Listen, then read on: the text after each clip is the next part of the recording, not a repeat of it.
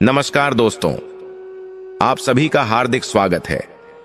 आज शनिवार के इस पावन अवसर पर हम आपके लिए लेकर आए हैं देवादिदेव महादेव की एक ऐसी अद्भुत और दुर्लभ कथा जिसे सुनने मात्र से ही मनुष्य के जीवन के बड़े से बड़े कष्ट और दुर्भाग्य दूर हो जाते हैं। अगर आपके घर में क्लेश है, धन की कमी है या संतान सुख की प्राप्ति नहीं हो रही है, तो भगवान शिव की यह पावन कथा आपके जीवन में चमत्कार कर सकती है। तो आइए पूरी श्रद्धा और भक्ति के साथ अपने मन को भोलेनाथ के चरणों में समर्पित करते हुए प्रारंभ करते हैं आज की इस दिव्य और पवित्र कथा। बहुत समय पहले की बात है, भारतवर्ष की पावन धरती पर एक बहुत ही सुंदर और समृद्ध नगर हुआ करता था जिसका नाम था ज्ञानपुर। जैसा उस नगर का नाम था वैसा ही वहां का काम भी था। ज्ञानपुर नगर धन, धान्य और खुशियों से भरा हुआ था। वहां के लोग बहुत ही सदाचारी और धर्म का पालन करने वाले थे। उस नगर के राजा थे महाराज सुमेर सिंह। राजा सुमेर सिंह बहुत ही प्रतापी और वीर योद्धा थे। उनकी तलवार की चमक देखकर शत्रु अपनी आंखें बंद कर लेते थे। उन्होंने अपने बाहुबल से अपने राज्य की सीमाओं को बहुत दूर दूर तक फैला दिया था। राजा सुमेर सिंह जितना अपनी वीरता के लिए प्रसिद्ध थे, उतना ही वे अपने न्याय के लिए भी जाने जाते थे। उनकी प्रजा उन्हें पिता के समान मानती थी और राजा भी अपनी प्रजा का अपनी संतान की तरह ख्याल रखते थे। राजा सुमेर सिंह की पत्नी थी महारानी गीता। महारानी गीता साक्षात ममता और धर्म की मूरत थीं। जहां एक तरफ राजा सुमेर सिंह को अपनी शक्ति और राजकाज पर भरोसा था, वहीं दूसरी तरफ महारानी गीता का पूरा जीवन पूजा पाठ और ईश्वर की भक्ति में बीता करता था। महारानी गीता भगवान भोलेनाथ की अनन्य भक्त थीं। उनका नियम था कि वे जब तक भगवान शिव का अभिषेक नहीं कर लेती थीं, तब तक अन्न तो क्या, जल की एक बूंद भी ग्रहण नहीं करती थीं। महल के अंदर ही उन्होंने महादेव का एक बहुत ही सुंदर शिवालय बनवा रखा था, जहां दिन रात ओम नमः शिवाय का जाप चलता रहता था। ईश्वर की कृपा से राजा सुमेर सिंह और रानी गीता का परिवार बहुत ही खुशहाल था। भगवान ने उनकी झोली खुशियों से भर दी थी। उनके घर में एक या दो नहीं बल्कि 8 पुत्रों ने जन्म लिया था। 8 राजकुमार देखने में बहुत ही सुंदर और स्वस्थ थे। जैसे जैसे वे बड़े हो रहे थे, उनकी वीरता और बुद्धिमानी के चर्चे पूरे नगर में होने लगे थे। राजा सुमेर सिंह को अपने 8 बेटों पर बहुत गर्व था। उन्हें लगता था कि उनका वंश अब अमर हो गया है और दुनिया की कोई भी ताकत उनके परिवार का बाल भी बांका नहीं कर सकती। महल के आंगन में जब 8 राजकुमार खेलते थे तो उनकी किलकारियों से पूरा महल गूंज उठता था। राजा सुमेर सिंह अक्सर अपने सिंहासन पर बैठकर गर्व से अपनी मूंछों पर ताव देते हुए रानी गीता से कहते थे, देखो गीता, मेरे इन 8 पुत्रों को, ये मेरे बुढ़ापे का सहारा ही नहीं बल्कि मेरे राज्य की 8 मजबूत दीवारें हैं। जब तक मेरे ये 8 बेटे और मेरी तलवार मेरे साथ है, तब तक काल भी मेरा कुछ नहीं बिगाड़ सकता। रानी गीता अपने पति की बातें सुनकर मुस्कुरा देती थीं, लेकिन उनकी आंखों में एक अजीब सी चिंता हमेशा रहती थी। वह बहुत ही विनम्र स्वर में राजा से कहती थीं, महाराज, मनुष्य को अपनी शक्ति और अपने परिवार पर इतना अभिमान नहीं करना चाहिए। यह सब तो उस परमपिता परमेश्वर भगवान भोलेनाथ की देन है। उन्होंने दिया है, इसलिए हमारे पास है। जिस दिन उनकी कृपा दृष्टि हट गई, उस दिन यह सब कुछ मिट्टी में मिल जाएगा। इसलिए हमें हर पल उस नीलकंठ का धन्यवाद करना चाहिए। लेकिन राजा सुमेर सिंह पर अपनी सत्ता और शक्ति का नशा धीरे धीरे हावी होने लगा था। उन्हें लगता था कि उन्होंने जो कुछ भी पाया है वह केवल उनकी अपनी मेहनत और वीरता का फल है। भगवान की कृपा को वे ज्यादा महत्व नहीं देते थे। वे रानी की बातों को यह कहकर टाल देते थे कि तुम तो बस दिन भर मंदिर में घंटी बजाना जानती हो गीता। राजकाज और दुनिया शक्ति से चलती है, भक्ति से नहीं। समय अपनी गति से चलता रहा। ज्ञानपुर में सब कुछ बहुत अच्छा चल रहा था। राजकुमार अब युवा अवस्था की ओर बढ़ रहे थे। राजा सुमेर सिंह ने अपने बेटों को शस्त्र और शास्त्र दोनों की बेहतरीन शिक्षा दी थी। 8 भाई जब घोड़ों पर सवार होकर नगर भ्रमण के लिए निकलते तो प्रजा उन पर फूलों की वर्षा करती थी। यह देखकर राजा सुमेर सिंह का सीना गर्व से और चौड़ा हो जाता था। एक बार की बात है, सावन का पवित्र महीना आने वाला था। रानी गीता ने मन ही मन संकल्प लिया कि इस बार सावन में वह भगवान शिव का एक बहुत बड़ा महायज्ञ करवाएगी। उन्होंने सोचा कि भगवान ने उन्हें इतना सब कुछ दिया है तो उनका आभार व्यक्त करने के लिए एक भव्य आयोजन होना चाहिए। रानी ने बड़े ही उत्साह के साथ राजा सुमेर सिंह के पास जाकर अपने मन की बात कही। रानी गीता बोली, महाराज, भगवान भोलेनाथ की कृपा से हमारे 8 पुत्र अब बड़े हो गए हैं और हमारा राज्य भी सुरक्षित है। मेरी इच्छा है कि इस सावन के महीने में हम महल के प्रांगण में एक विशाल रुद्र यज्ञ का आयोजन करें। इसमें हम आसपास के सभी साधु संतों को आमंत्रित करें और पूरे नगर में महाप्रसाद का वितरण करें। इससे भगवान शिव और प्रसन्न होंगे और हमारे कुल की रक्षा करेंगे। राजा सुमेर सिंह उस समय अपने दरबार के मंत्रियों के साथ राज्य के विस्तार की योजना बना रहे थे। रानी की बात सुनकर उनके माथे पर हल्की सी लकीरें आ गईं। उन्होंने थोड़ा रूखे स्वर में कहा, रानी, तुम फिर वही पूजा पाठ की बातें लेकर आ गईं। तुम्हें पता है कि राज्य के खजाने पर अभी कितना भार है। हमें सेना के लिए नए हथियार खरीदने हैं, पड़ासी राज्यों से सुरक्षा बढ़ानी है। यज्ञ और हवन में इतना धन व्यर्थ करने की क्या आवश्यकता है। भगवान तो वैसे भी खुश ही हैं। देखो, हमारे 8 बेटे कितने स्वस्थ हैं। यह सब मेरे अच्छे शासन का नतीजा है। रानी गीता को राजा का यह उत्तर सुनकर बहुत दुख हुआ। उन्होंने फिर से समझाने का प्रयास किया, महाराज, धन तो आता जाता रहता है, लेकिन धर्म के कार्य में किया गया खर्च कभी व्यर्थ नहीं जाता। यह हमारे बच्चों के उज्जवल भविष्य और उनकी सुरक्षा के लिए है। मुझे कल रात बहुत ही अजीब स्वप्न आया था जिससे मेरा मन घबरा रहा है। मुझे ऐसा लग रहा है कि कोई संकट हमारे ऊपर मंडरा रहा है। कृपया मेरी बात मान लीजिए और इस यज्ञ की अनुमति दे दीजिए। राजा सुमेर सिंह जोर से हंसे और बोले, गीता, तुम स्त्रियां बहुत ही डरपोक होती हो। सपने तो बस मन का वहम होते हैं। जब तक सुमेर सिंह की तलवार और उसके 8 बेटे जीवित हैं, इस ज्ञानपुर पर कोई संकट नहीं आ सकता। तुम व्यर्थ की चिंता छोड़ दो। हां, अगर तुम्हें पूजा करनी ही है तो अपने मंदिर में जाकर कर लो, लेकिन इतना बड़ा आयोजन करके मैं राजकोष का धन बर्बाद नहीं कर सकता। मुझे अपनी सेना को और मजबूत करना है। राजा के इस अहंकार भरे जवाब ने रानी के दिल को गहरी चोट पहुंचाई। वह चुपचाप वहां से चली गईं और अपने शिवालय में जाकर भोलेनाथ की मूर्ति के सामने रोने लगीं। उन्होंने हाथ जोड़कर प्रार्थना की, हे प्रभु, मेरे पति को क्षमा कर देना। वे अपनी शक्ति के मद में यह भूल गए हैं कि देने वाले भी आप हैं और लेने वाले भी आप ही हैं। इनके अहंकार के कारण मेरे बच्चों पर कोई आंच मत आने देना। रानी गीता भले ही शांत हो गईं, लेकिन होनी को कौन टाल सकता था। राजा सुमेर सिंह के मन में जो अहंकार का बीज पनप चुका था, वह अब एक विशाल पेड़ बनने वाला था, जिसके कड़ुए फल पूरे परिवार को छकने थे। कुछ दिन बीते। सावन का पहला सोमवार आया। पूरे ज्ञानपुर नगर में शिव भक्तों की भीड़ लगी हुई थी। लोग दूर दूर से शिवालयों में जल चढ़ाने जा रहे थे। राजा सुमेर सिंह उस दिन शिकार पर जाने की तैयारी कर रहे थे। रानी गीता ने उन्हें रोका और कहा, महाराज, आज सावन का पहला सोमवार है।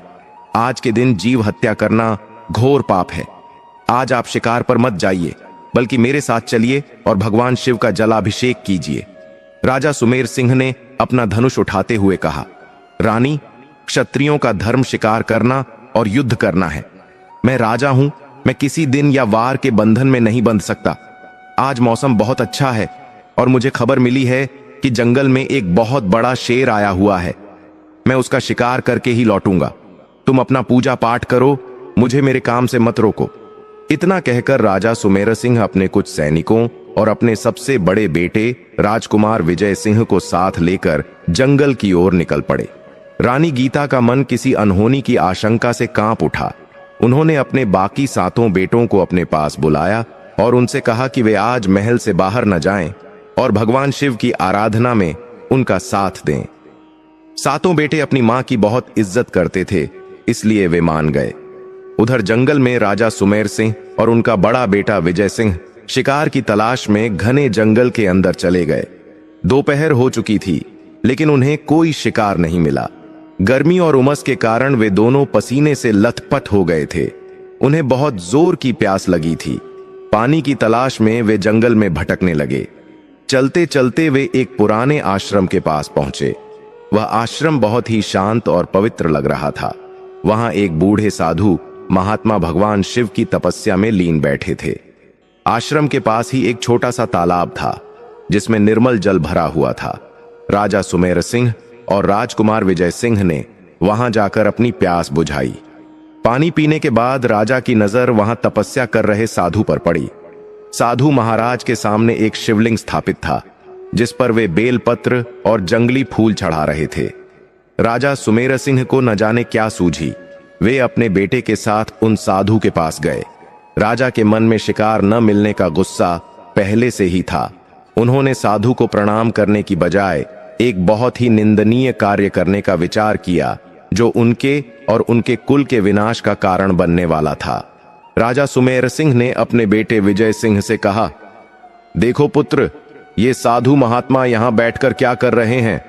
सारा दिन बस आंखें बंद करके बैठे रहते हैं। इन्हें दुनियादारी की कोई खबर नहीं है। चलो जरा इनका ध्यान भंग करते हैं और देखते हैं कि इनके भोलेनाथ इन्हें बचाने आते हैं या नहीं। राजकुमार विजय सिंह भी युवावस्था के जोश और पिता के प्रभाव में था। उसने भी हंसते हुए कहा, जी पिताजी, देखते हैं कि इनकी भक्ति में कितनी शक्ति है।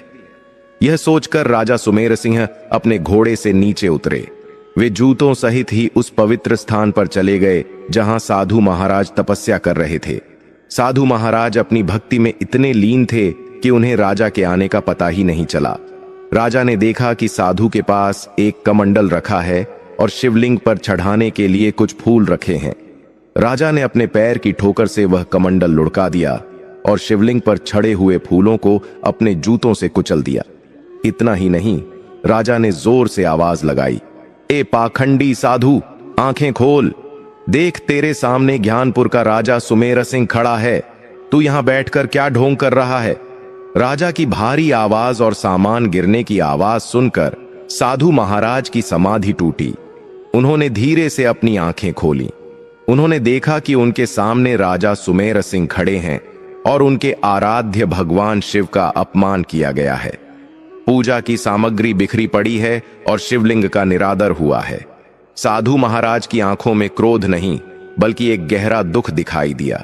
उन्होंने बहुत ही शांत स्वर में कहा, राजन, यह तुमने क्या किया? मद और अहंकार में आकर तुमने साक्षात महाकाल का अपमान किया है। मैं तो एक साधारण फकीर हूं। मेरा अपमान करके तुम्हें कुछ नहीं मिलेगा, लेकिन मेरे महादेव का यह अनादर तुम्हारे लिए बहुत भारी पड़ेगा। तुमने अपनी शक्ति के नशे में यह भूल दिया कि जिस सत्ता पर तुम इतना इतरा रहे हो वह क्षणभंगुर है। साधु की बात सुनकर राजा सुमेर सिंह को गुस्सा आ गया।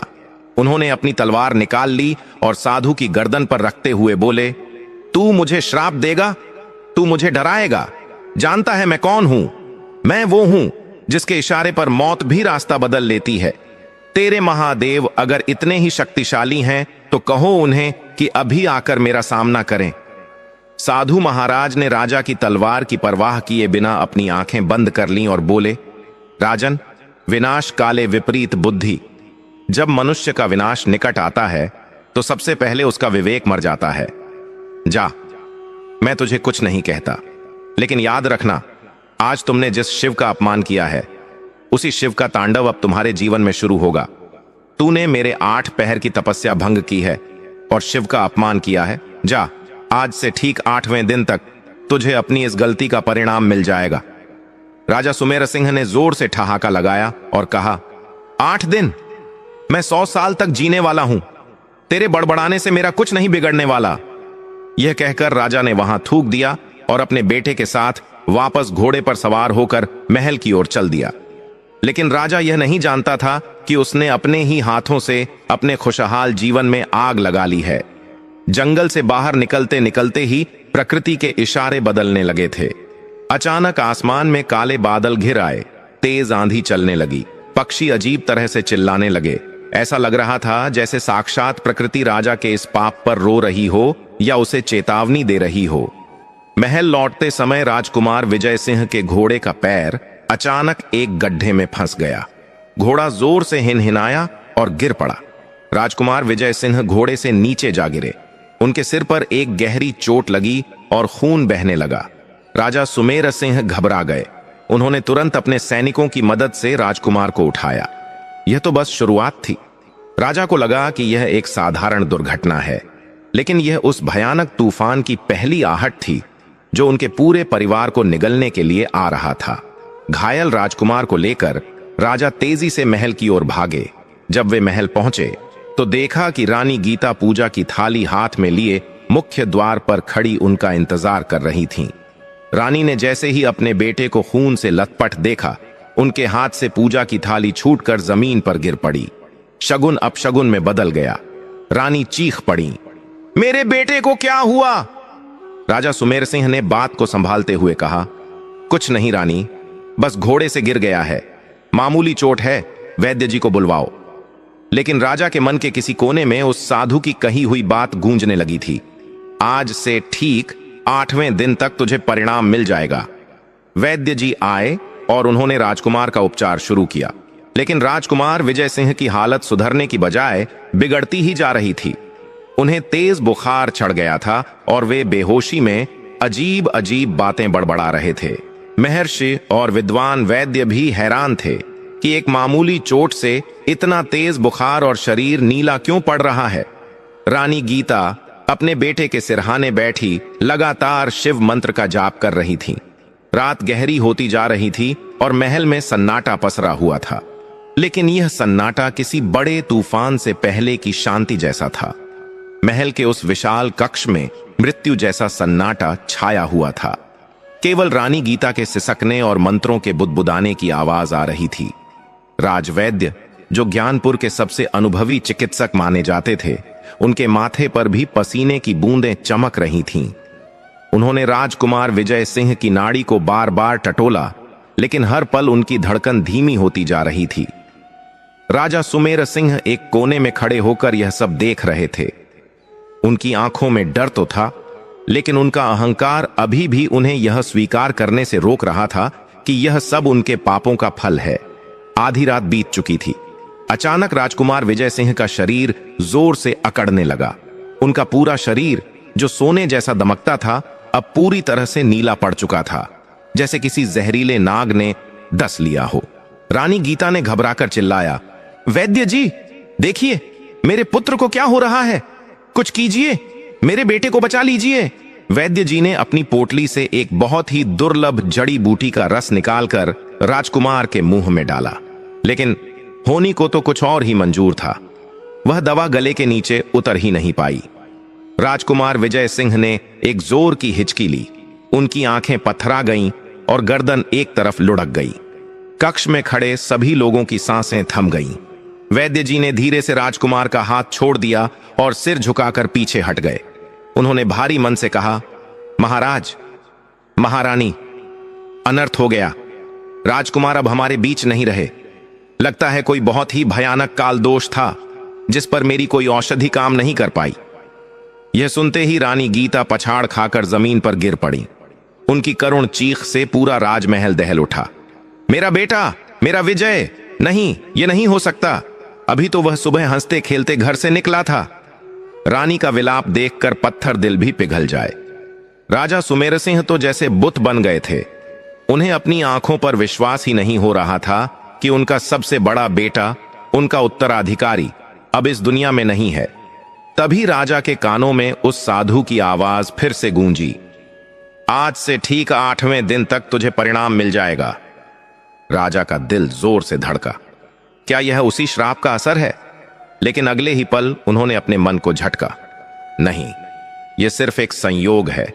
घोड़े से गिरने के कारण सिर में चोट लगी थी, इसीलिए उसकी मृत्यु हुई है। साधु के कहने से कुछ नहीं होता। राजा ने अपने मन को तो समझा लिया, लेकिन उनकी आत्मा कांप रही थी। अगली सुबह मंगलवार का दिन था। पूरे ज्ञानपुर में शोक की लहर दौड़ गई। जिस नगर में हमेशा उत्सव जैसा माहौल रहता था, आज वहां हर घर में चूल्हा नहीं जला।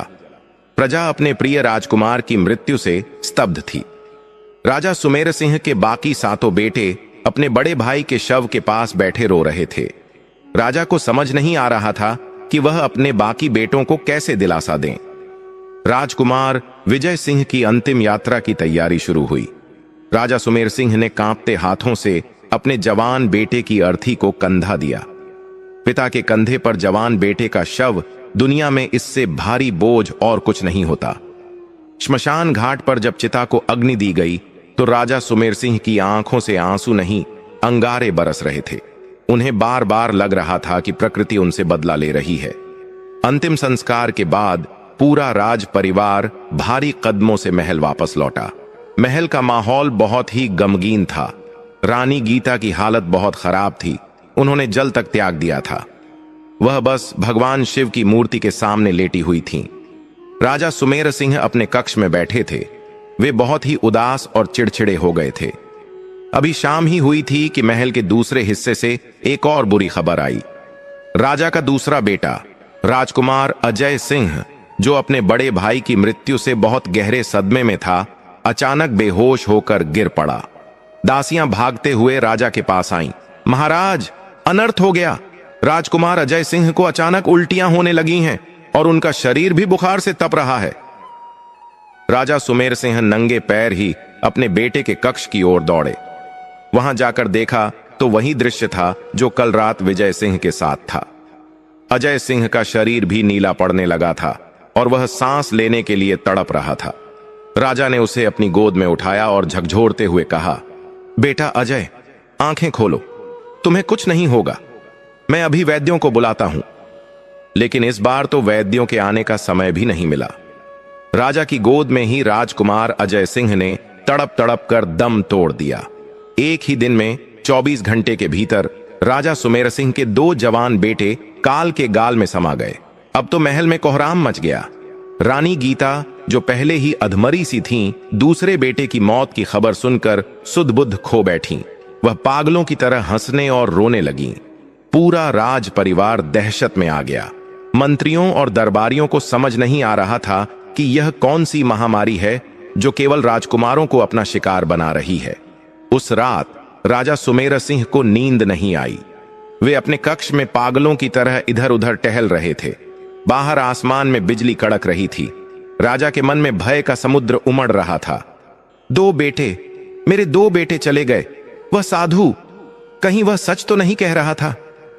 राजा सुमेर सिंह का अहंकार अब डर में बदलने लगा था, लेकिन अभी भी पूरी तरह टूटा नहीं था। वह बार बार खुद से कह रहे थे, यह कोई बीमारी है, कोई संक्रमण है जो जंगल से आया है। मुझे नगर के सबसे बड़े तांत्रिकों और ज्योतिषियों को बुलाना होगा। अगले दिन बुधवार की सुबह हुई। 2 चिताएं अभी ठंडी भी नहीं हुई थीं कि महल में फिर से मातम छाया हुआ था। ज्योतिषियों ने राजा की कुंडली देखी और घबरा गए। राजपुरोहित ने कांपते हुए कहा, महाराज क्षमा करें, लेकिन ग्रहों की दशा बता रही है कि आपके कुल पर साक्षात महाकाल का प्रकोप है। आपने या आपके परिवार ने अनजाने में किसी ऐसी दिव्य शक्ति का अपमान किया है जो अब शांत होने का नाम नहीं ले रही। यह साधारण मृत्यु नहीं है महाराज, यह कुल का विनाश है। राजा सुमेर सिंह ने राजपुरोहित की बात को बीच में ही काट दिया। बकवास बंद करो पंडित जी, अगर कोई उपाय है तो बताओ, वरना मुझे डराने की कोशिश मत करो। राजा अभी भी अपनी गलती मानने को तैयार नहीं थे। उन्हें डर था कि अगर उन्होंने रानी को उस साधु वाली घटना के बारे में बताया तो रानी उन्हें कभी माफ नहीं करेंगी। इसलिए राजा ने वह राज अपने सीने में ही दबाए रखा। तीसरा दिन आया। महल में डर का माहौल इतना गहरा था कि बाकी बचे 6 राजकुमार एक ही कमरे में सिमट कर बैठ गए थे। रानी गीता ने उन सबको अपने पास अपने शिवालय में बैठा रखा था। रानी का मानना था कि भोलेनाथ के दरबार में ही उनके बच्चे सुरक्षित रह सकते हैं। लेकिन विधि का विधान देखिए। दोपहर के समय राजा का तीसरा बेटा राजकुमार अभय सिंह प्यास लगने पर पानी पीने के लिए कक्ष से बाहर निकला। वह रसोई की ओर जा ही रहा था कि सीढ़ियों पर उसका पैर फिसला। ये कोई इतनी ऊंची सीढ़ियां नहीं थीं कि किसी की जान चली जाए, लेकिन राजकुमार ऐसे गिरे कि उनकी गर्दन की हड्डी टूट गई। एक जोर की आवाज और फिर सन्नाटा। दासी ने देखा और चीख पड़ी। जब तक राजा और रानी वहां पहुंचे, तीसरा चिराग भी बुझ चुका था। 3 दिन, 3 मौतें। अब राजा सुमेर सिंह की हिम्मत जवाब देने लगी थी। वह वहीं सीढ़ियों पर बैठकर फूट फूट कर रोने लगे। यह क्या हो रहा है मेरे साथ? मैंने किसका क्या बिगाड़ा है? रानी गीता, जो अब तक केवल रो रही थीं, अब उनकी आंखों में एक अजीब सी चमक आ गई थी। वह एक मां थीं और मां का दिल बहुत कुछ जान लेता है। उन्होंने राजा की आंखों में देखा और कड़े स्वर में पूछा, महाराज, मेरी तरफ देखिए, सच सच बताइए, उस दिन जंगल में क्या हुआ था? आप शिकार पर गए थे, विजय भी आपके साथ था। वहां ऐसा क्या हुआ था जो आप मुझसे छिपा रहे हैं? यह कोई संयोग नहीं है, यह श्राप है। जरूर आपने कुछ ऐसा किया है जिसकी सजा मेरे निर्दोष बच्चे भुगत रहे हैं। राजा सुमेर सिंह की जुबान लड़खड़ाने लगी। वह रानी की नजरों से नजरें नहीं मिला पा रहे थे। उन्होंने कहा, नहीं रानी, ऐसा कुछ नहीं है, तुम व्यर्थ ही शक कर रही हो। रानी ने कहा, झूठ मत बोलिए महाराज, मैंने सावन के सोमवार को आपको रोका था, लेकिन आप नहीं माने। आप अपने अहंकार में गए। मुझे बताइए, वरना एक एक करके हमारे सारे पुत्र मारे जाएंगे और हम हाथ मलते रह जाएंगे। भगवान के लिए सच बोलिए, शायद अभी भी कोई रास्ता निकल आए। लेकिन राजा का दुर्भाग्य देखिए, इतना सब होने के बाद भी उनका मुंह नहीं खुला। उन्हें लगा कि अगर वह सच बताएंगे तो उनकी वीरता और शान में कमी आ जाएगी। उन्होंने बात को घुमा दिया और वहां से उठकर चले गए। उस रात महल में कोई नहीं सोया। पहरेदार चप्पे चप्पे पर तैनात थे। वैद्य, तांत्रिक, हकीम सब बुला लिए गए थे, लेकिन अदृश्य काल को कौन रोक सकता है? महल की दीवारें भी अब डरावनी लगने लगी थीं। हवाओं में एक अजीब सी सरसराहट थी, जैसे मौत महल के गलियारों में घूम रही हो। चौथा दिन, गुरुवार। राजा सुमेर सिंह ने अपने बचे हुए 5 बेटों को एक सुरक्षित तहखाने में बंद कर दिया और वहां कड़ा पहरा लगा दिया। उन्होंने सोचा कि अब यमराज वहां तक नहीं पहुंच पाएंगे। राजा खुद नंगी तलवार लेकर तहखाने के बाहर पहरा देने लगे। दोपहर का समय था। तहखाने के अंदर राजकुमारों को भूख लगी। सेवकों ने उनके लिए भोजन परोसा। राजा ने खुद भोजन की जांच की कि कहीं उसमें जहर तो नहीं है। सब कुछ ठीक था। 5 राजकुमारों ने खाना खाया, लेकिन खाना खाने के कुछ ही देर बाद चौथे राजकुमार, जिसका नाम रणधीर था, उसके गले में खाना अटक गया। वह खांसने लगा। भाइयों ने उसकी पीठ थपथपाई, पानी पिलाया, लेकिन वह खाना न नीचे जा रहा था न बाहर आ रहा था। देखते ही देखते रणधीर का चेहरा लाल, फिर नीला पड़ गया। तहखाने के बाहर खड़े राजा ने जब शोर सुना तो वे अंदर भागे, लेकिन तब तक बहुत देर हो चुकी थी। एक मामूली सा खाने का टुकड़ा काल का रूप बन गया था। रणधीर ने अपने पिता की बाहों में दम तोड़ दिया। चौथी लाश। राजा सुमेर सिंह दहाड़े मारकर रोने लगे। हे ईश्वर, यह कैसा न्याय है? तुम मेरी परीक्षा ले रहे हो।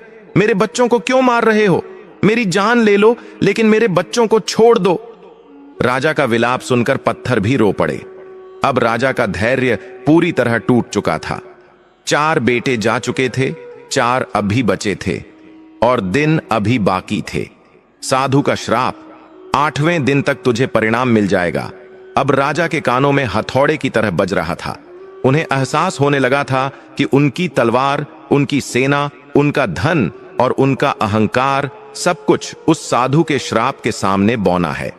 महल के उस ठंडे तहखाने में, जहां सुरक्षा के कड़े इंतजाम थे, अब केवल मौत का सन्नाटा गूंज रहा था।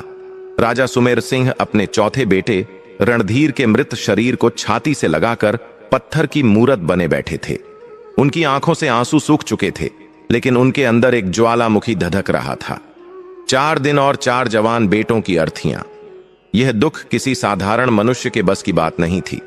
रानी गीता, जो अब तक अपने आंसुओं को थामे हुए थीं, अब रणधीर की मृत्यु के बाद अपना धैर्य पूरी तरह खो बैठी। वह भागते हुए तहखाने में आई।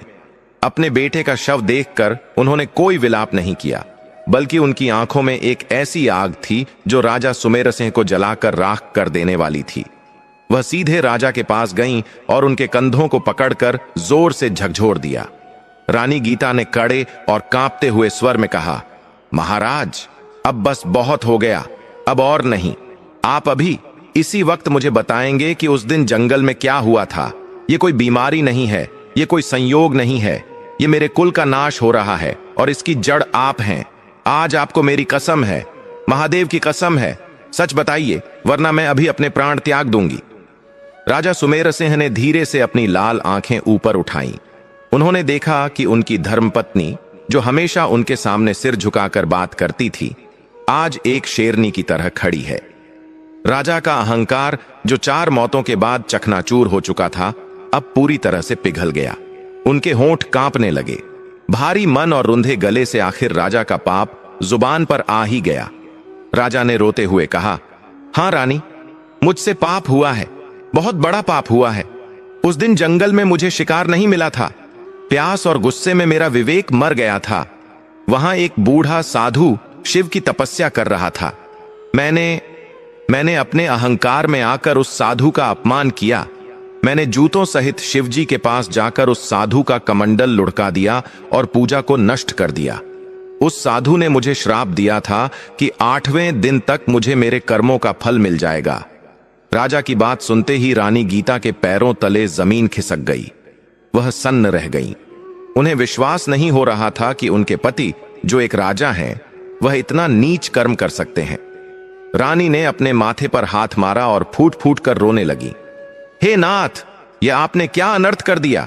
आपने साक्षात महाकाल को चुनौती दी। आपने एक भक्त की तपस्या भंग की। जिस शिव ने हमें 8 पुत्र दिए, आपने उसी शिव का अपमान किया। अब समझ में आया कि मेरे हंसते खेलते बच्चे क्यों मर रहे हैं। यह मृत्यु नहीं, यह शिव का तांडव है। आपने हमारे पूरे वंश को आग में झोंक दिया। महाराज, आपने यह क्या किया। रानी के विलाप ने राजा को और भी ग्लानि से भर दिया। राजा ने रानी के पैर पकड़ लिए और गिड़गिड़ाने लगे, मुझे क्षमा कर दो गीता। मुझे लगा था कि मेरी शक्ति और मेरी सेना सब संभाल लेगी। मुझे नहीं पता था कि एक साधु का श्राप इतना भयानक होगा। मैं अपने बेटों को बचाना चाहता हूं। बताओ मैं क्या करूं। मैं अपना सिर काटकर चढ़ाने को तैयार हूं, लेकिन मेरे बचे हुए 4 बेटों को बचा लो। रानी गीता ने खुद को संभाला। वह जानती थीं कि अब रोने से कुछ नहीं होगा। समय बहुत कम था और संकट बहुत बड़ा। उन्होंने आंसू पोंछे और दृढ़ता से कहा, महाराज उठिए, यह समय रोने का नहीं, प्रायश्चित का है। शिव जितने रौद्र हैं, उतने ही भोले भी हैं। अगर हमने सच्चे मन से क्षमा नहीं मांगी तो 8वें दिन तक इस महल में कोई जीवित नहीं बचेगा। हमें उसी साधु के पास जाना होगा। हमें उनके पैरों में गिरकर अपने बच्चों की भीख मांगनी होगी। रात बहुत गहरी हो चुकी थी, लेकिन अब किसी को नींद नहीं आने वाली थी। राजा और रानी ने निर्णय लिया कि सुबह होते ही वे जंगल की ओर प्रस्थान करेंगे। लेकिन क्या काल उनका इंतजार करता। 5वां दिन, शुक्रवार, सुबह की पहली किरण के साथ ही महल में फिर से एक अजीब सी बेचैनी छा गई। राजा और रानी ने तैयारी की। उन्होंने अपने बचे हुए 4 बेटों विक्रम, अर्जुन, कर्ण और नकुल को एक कमरे में बंद किया। राजा ने अपने सबसे भरोसेमंद सेनापति को बुलाया और कहा, सेनापति, हम जंगल जा रहे हैं। हमारे लौटने तक इस कमरे का दरवाजा किसी के लिए भी नहीं खुलना चाहिए। चाहे यमराज भी आ जाए, मेरे बेटे इस कमरे से बाहर नहीं निकलने चाहिए। सेनापति ने कसम खाई कि वह अपनी जान देकर भी राजकुमारों की रक्षा करेगा। राजा सुमेर सिंह और रानी गीता नंगे पैर साधारण वस्त्रों में जंगल की ओर निकल पड़े। वे अपनी गाड़ी या घोड़ों पर नहीं गए, क्योंकि वे प्रायश्चित करने जा रहे थे। उधर महल के उस बंद कमरे में चारों भाई डरे हुए बैठे थे। बाहर पहरा कड़ा था। कमरे में रोशनी के लिए एक बड़ा सा झूमर लगा हुआ था और हवा के लिए एक ऊंची खिड़की थी। सब कुछ सुरक्षित लग रहा था। चारों भाई एक दूसरे का हाथ पकड़े बैठे थे। दोपहर का समय हुआ। राजा और रानी अभी जंगल के रास्ते में ही थे। उनके पैरों में छाले पड़ गए थे, लेकिन वे रुके नहीं। इधर महल में 5वें बेटे राजकुमार विक्रम को घबराहट होने लगी। उसने अपने भाइयों से कहा, मुझे बहुत गर्मी लग रही है, मेरा दम घुट रहा है। भाइयों ने उसे पंखा झलना शुरू किया। तभी अचानक कमरे की ऊंची खिड़की से, जहां किसी का पहुंचना नामुमकिन था, वहां से एक जंगली बंदर अंदर कूद आया। राजकुमार डर गए। वह बंदर साधारण नहीं लग रहा था। उसकी आंखें लाल थीं। बंदर को देखकर राजकुमार विक्रम चीखा और पीछे हटा। हड़बड़ी में विक्रम का पैर कमरे में बिछे हुए कालीन में उलझ गया। वह अपना संतुलन खो बैठा और सीधे दीवार से जा टकराया। दीवार पर सजावट के लिए पुरानी भारी तलवारें टंगी हुई थीं। विक्रम के टकराने से एक भारी तलवार अपनी जगह से हिली और सीधे नीचे गिरी।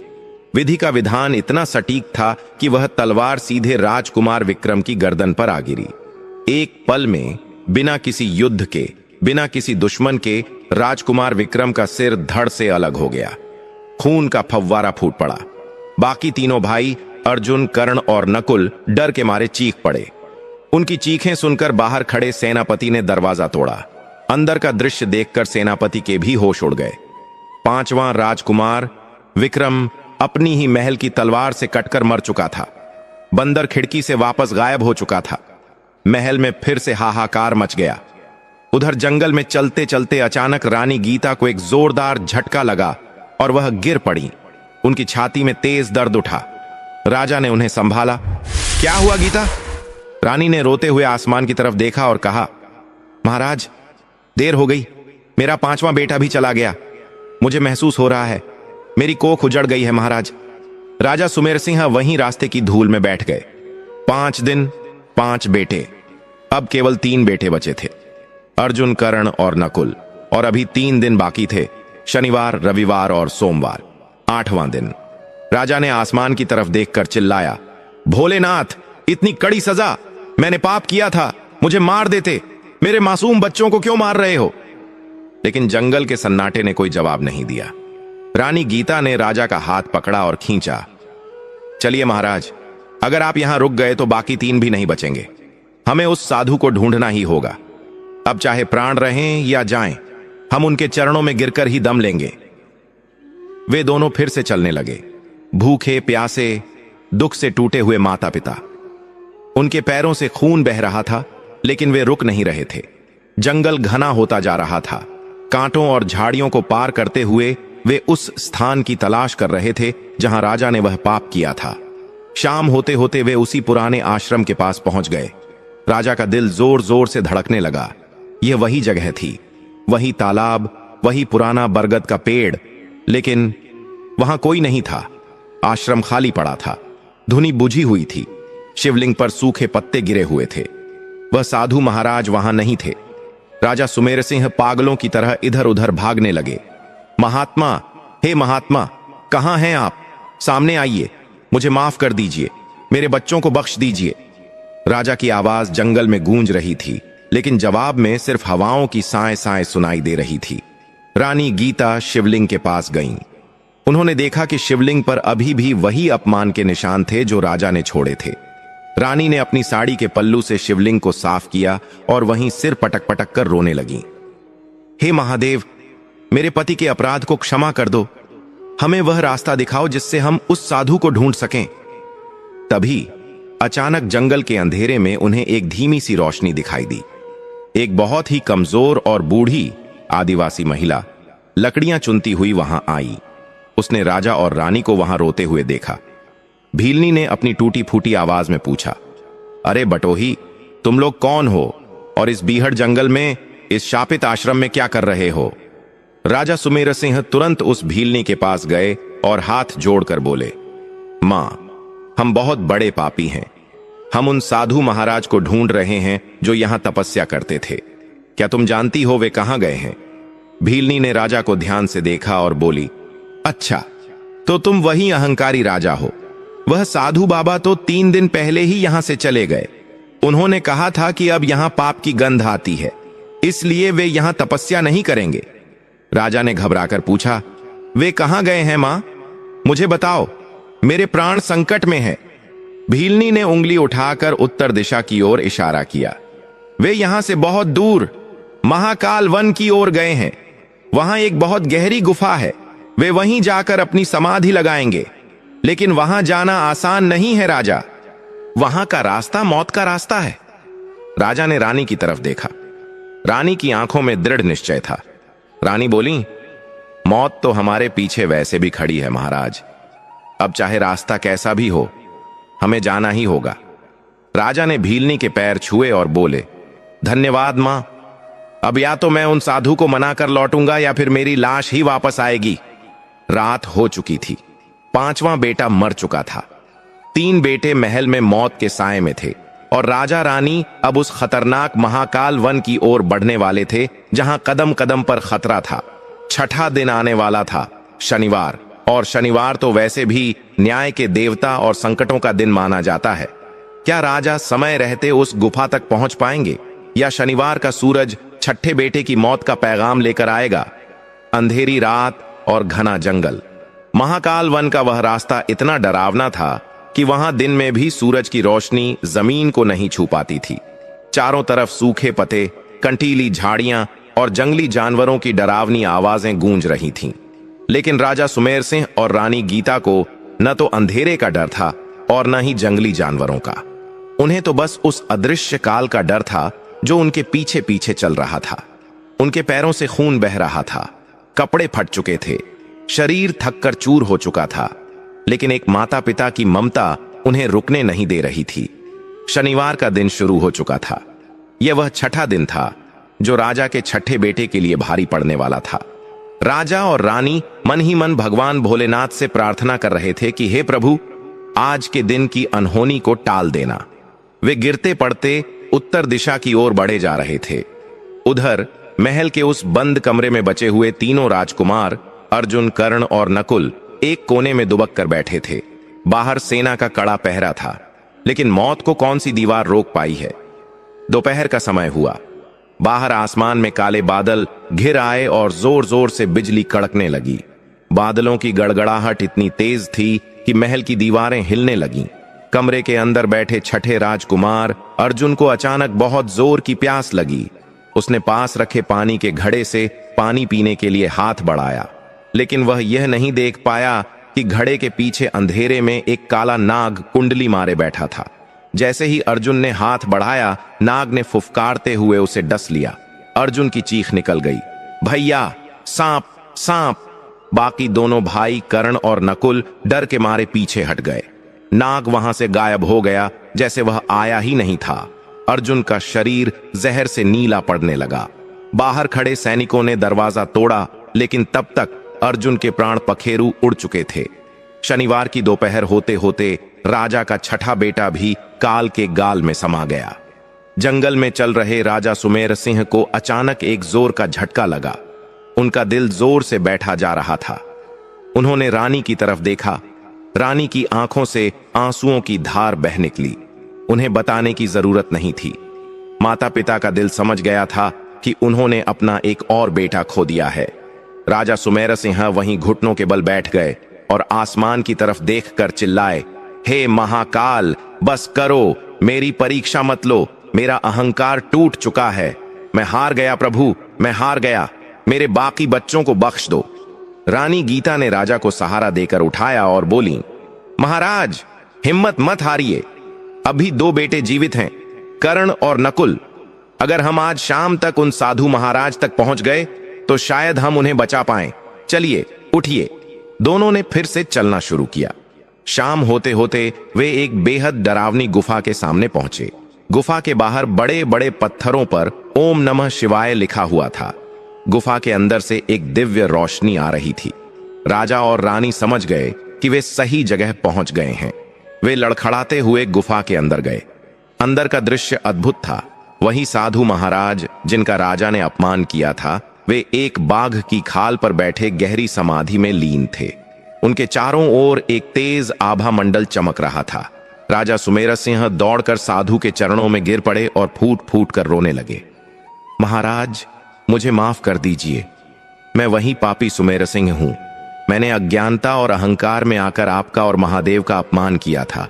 मुझे दंड दीजिए, मेरे प्राण ले लीजिए, लेकिन मेरे वंश को बचा लीजिए।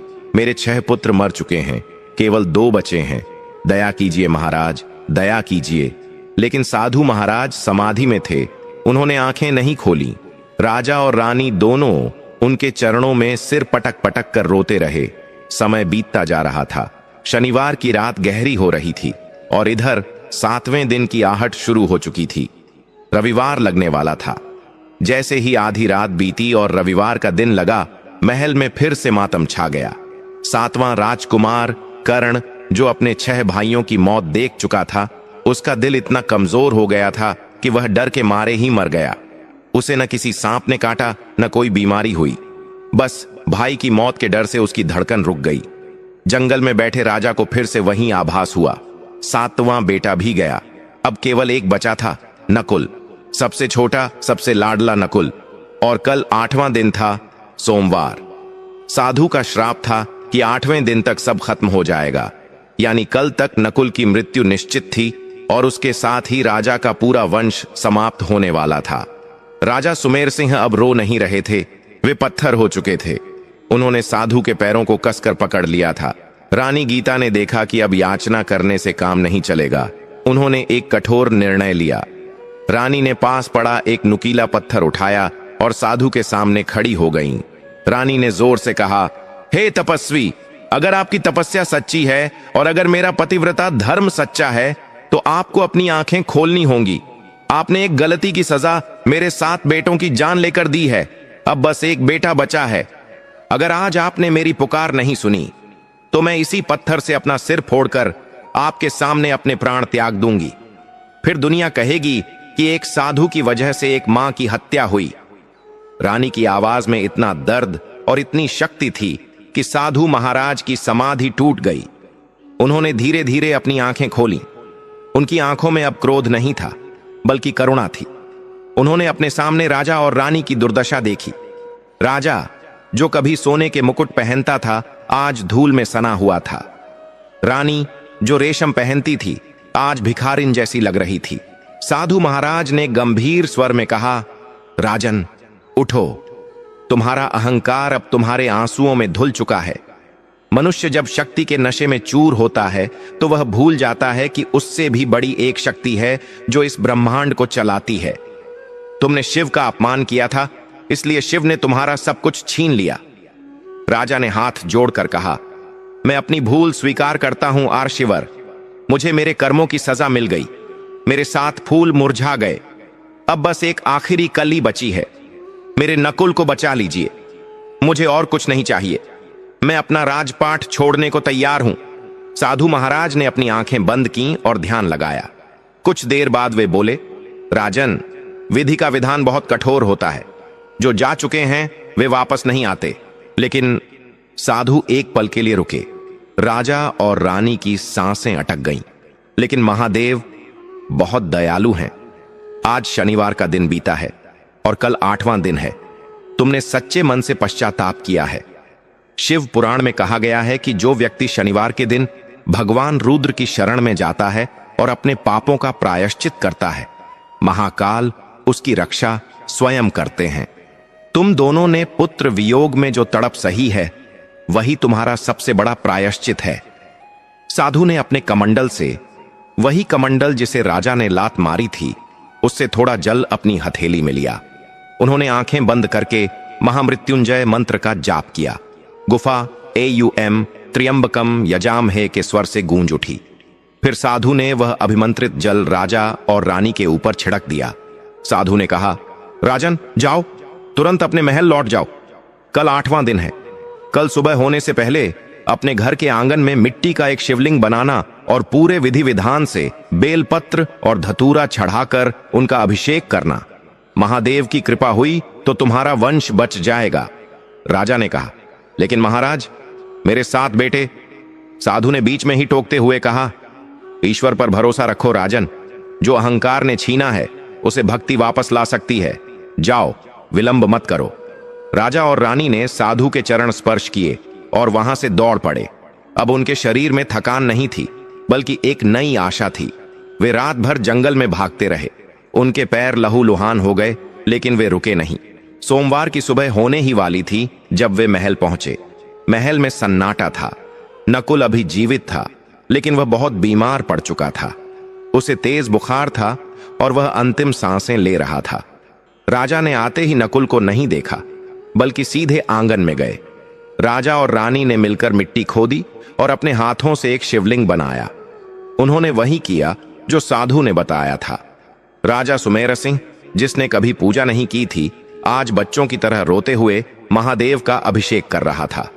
रानी गीता मंत्र पढ़ रही थी। हे भोलेनाथ, हे नीलकंठ, हे महाकाल, मेरे बच्चे को जीवन दान दो। मेरी गोद सूनी मत करो प्रभु। जैसे ही राजा ने शिवलिंग पर आखिरी बेलपत्र चढ़ाया और माथा जमीन पर टेका, चमत्कार हुआ। आसमान से फूलों की वर्षा होने लगी। आंगन में एक दिव्य प्रकाश फैला। उस प्रकाश के बीच से एक डमरू की आवाज सुनाई दी। तभी दासी दौड़ती हुई आई। महाराज, महारानी, चमत्कार हो गया। राजकुमार नकुल उठ बैठे हैं, उनका बुखार उतर गया है। और दासी की सांस फूल रही थी। राजा ने पूछा, और क्या? दासी ने कांपते हुए कहा, महाराज, आप खुद जाकर देखिए। राजा और रानी भागते हुए अंदर गए। उन्होंने जो देखा उस पर उन्हें अपनी आंखों पर विश्वास नहीं हुआ। केवल नकुल ही नहीं, बल्कि उनके सातों मृत पुत्र विजय, अजय, अभय, रणधीर, विक्रम, अर्जुन और कर्ण सभी अपने बिस्तरों पर बैठे थे। वे ऐसे अंगड़ाई ले रहे थे जैसे कोई लंबी नींद से जागता है। उनके शरीर पर चोट या जहर का कोई निशान नहीं था। यह देखकर राजा सुमेर सिंह और रानी गीता की खुशी का ठिकाना न रहा। वे दौड़कर अपने बच्चों से लिपट गए। पूरा राजमहल आंसुओं और हंसी से भर गया। 8 राजकुमार हैरान थे कि माता पिता इतना क्यों रो रहे हैं, क्योंकि उन्हें तो बस यही याद था कि वे सो गए थे। राजा सुमेर सिंह समझ गए कि यह उस साधु और भगवान भोलेनाथ की असीम कृपा है। उनका अहंकार पूरी तरह मर चुका था। राजा ने अपने परिवार के साथ मिलकर फिर से उसी आंगन में जाकर भगवान शिव को साष्टांग प्रणाम किया। उसी दिन राजा ने घोषणा कर दी कि आज के बाद वह अपनी शक्ति पर नहीं, बल्कि शिव की भक्ति पर भरोसा करेंगे। उन्होंने अपना सारा खजाना प्रजा की भलाई के लिए खोल दिया। राजा ने उस साधु को ढूंढने के लिए फिर से लोग भेजे, लेकिन वह साधु फिर कभी नहीं मिले। शायद वे स्वयं महादेव थे जो राजा का अहंकार तोड़ने आए थे। उस दिन के बाद से ज्ञानपुर नगर में हर शनिवार को भगवान शिव की विशेष पूजा होने लगी। राजा सुमेर सिंह ने नियम बना लिया कि वे हर शनिवार को व्रत रखेंगे और शाम को शिव कथा सुनेंगे। इस कथा से हमें यह शिक्षा मिलती है कि मनुष्य को कभी भी अपनी शक्ति, धन या परिवार पर घमंड नहीं करना चाहिए। जो ईश्वर दे सकता है वह पल भर में ले भी सकता है, लेकिन अगर मनुष्य सच्चे मन से अपनी गलती स्वीकार कर ले और भगवान की शरण में जाए तो भगवान भोलेनाथ उसके बड़े से बड़े पाप माफ कर देते हैं और उसे जीवन के हर कष्ट से मुक्त कर देते हैं। कहा जाता है कि जो भी व्यक्ति शनिवार के दिन भगवान शिव की इस अद्भुत कथा को पढ़ता है या सुनता है, उसके जीवन से अकाल मृत्यु का भय दूर हो जाता है और घर में सुख शांति बनी रहती है। बोलो भगवान भोलेनाथ की जय।